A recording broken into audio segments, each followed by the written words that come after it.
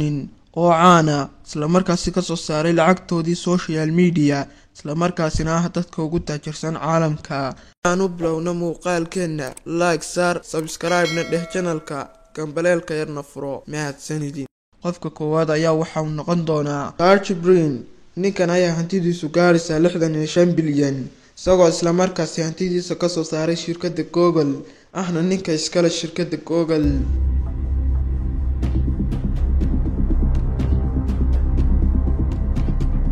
Larry Page.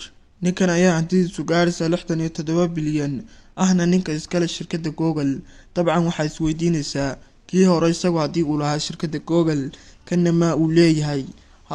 labaduba waa isla leeyihiin oo waa labadii dhalinyaro ee abuurtay shirkadda Google.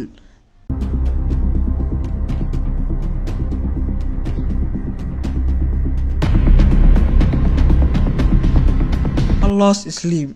ninkan ayaa hantidiisu gaaraysa 68 bilyan isagoo ka soo saaray hantidiisa website-ka loo yaqaano Telecom ahna ninkii abuuray website-ka loo yaqaano Telecom.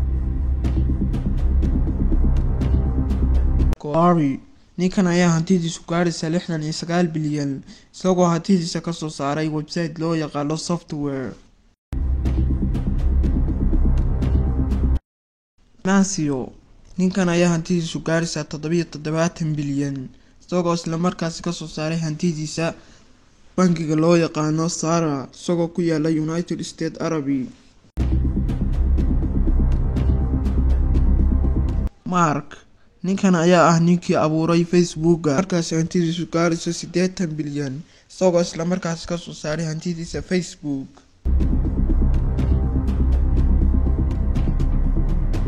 Gates.